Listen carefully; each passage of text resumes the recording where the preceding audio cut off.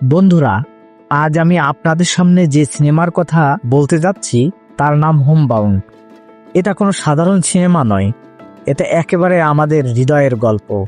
লকডাউনের সময় যারা কষ্ট করে বাড়ি ফিরতে চেয়েছিল, সেই কোটি মানুষের কান্না আর সংগ্রাম এই সিনেমায় জীবন্ত হয়ে উঠেছে। আজকের রিভিউতে আমি আপনাদের দেখাবো হোমবাউন্ডের সবচেয়ে আবেগী 10টি দিক। হোমবাউন্ডের সবচেয়ে বড় শক্তি হলো বাড়ি ফেরার স্বপ্ন। চন্দন আর শোয়েব, দুই বন্ধু, সব কষ্ট ভুলে শুধু বাড়ি ফিরতে চাই। আমরা সবাই জানি, যত দূরেই যায় না কেন, আমাদের হৃদয়ে সবসময় নিজেদের বাড়ির জন্যই কাঁদে। এই সিনেমায় সে আকাঙ্ক্ষা এমনভাবে দেখানো হয়েছে যে দর্শকের বুক ভেঙে যায়। চন্দন আর শোয়েবের বন্ধুত্ব এই সিনেমার প্রাণ। একজন ক্লান্ত হলে অন্যজন তাকে সাহস দেয়, কখনো খাবার ভাগ করে খায়, কখনো কাঁধে তুলে নেয়। আমাদের জীবনের সত্যিকারের বন্ধুরা যেমন হয় আর কি, ঠিক তেমনি ভাবেই তাদের বন্ধুত্ব পর্দায় জীবন্ত। পথ চলতে চলতে তাদের কাছে না থাকে খাবার, না থাকে পানি, ক্ষুধায় শরীর কাঁপে, পায়ে আর শক্তি থাকে না। তাদের চোখের দৃষ্টি দেখে মনে হয় যেন আমাদের বুক ভেঙে যাবে। এমন দৃশ্য দেখে বোঝা যায় ক্ষুধা আর দারিদ্র্যের কষ্ট কত ভয়ঙ্কর। চন্দন ভাবে তার মা কবে তাকে দেখবে, শোয়েব ভাবে তার বাবা তাকে কবে জড়িয়ে ধরবে। তারা স্বপ্ন দেখে বাড়ি ফিরতে পারলে পরিবার কত খুশি হবে। এই মুহূর্তগুলো এত আবেগময় যে দর্শকের চোখ ভেসে যায়, কারণ আমরা সবাই জানি পরিবারের কাছে ফেরার আনন্দের সাথে আর কোনো কিছুই মেলে না। পথে শুধু চন্দন আর শোয়েব নয়, হাজারো মানুষকে দেখা যায়।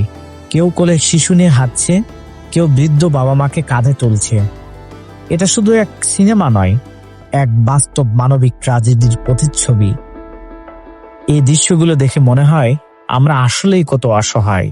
তাদের পথে বাধা দেয় শুধু ক্ষুধা নয়, সমাজও।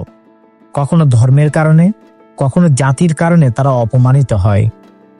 এই অপমান হৃদয়কে ভেঙে দেয়, কারণ আমরা সবাই জানি মানুষকে মানুষ হিসাবে না দেখে বিভাজন করা কতটা নিষ্ঠুর। তারা জানে না শেষ পর্যন্ত তারা বাড়ি পৌঁছাতে পারবে কিনা, হয়তো মাঝপথেই তারা থেমে যাবে। এই অজানা ভয়ই সিনেমাটিকে এত বেশি আবেগময় করে তোলে। আমরা দর্শকরাও বারবার নিজেদের প্রশ্ন করি, তারা কি বাড়ি ফিরতে পারবে? বন্ধুত্ব শুধু কথায় নয়, ত্যাগেও প্রকাশ পায়। একজন ক্ষুধার্ত হলেও অন্যজনকে নিজের খাবার দিয়ে দেয়।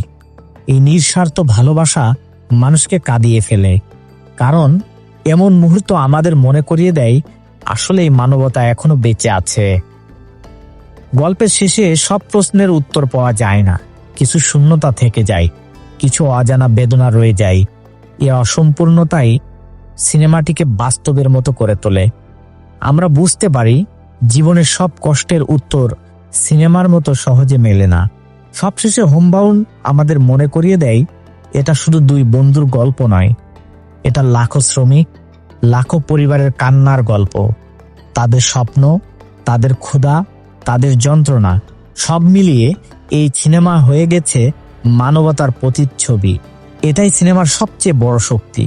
বন্ধুরা, হোমবাউন্ড শুধু একটি সিনেমা নয়, এটা আমাদের সমাজের আয়না, যেখানে আমরা নিজেদের ভুল, নিজেদের অবহেলা, নিজেদের নিষ্ঠুরতা স্পষ্ট দেখতে পাই। এই সিনেমা শেষ হওয়ার পরও এর আবেগ হৃদয়ে থেকে যায়। আমার মতে হোমবাউন্ড সবার দেখা উচিত, কারণ এটা আমাদের মানুষ হিসাবে আরো বেশি সংবেদনশীল করে তোলে। আমি এই সিনেমাটাকে রেটিং হিসাবে 5-এর মধ্যে 4.20 দিব।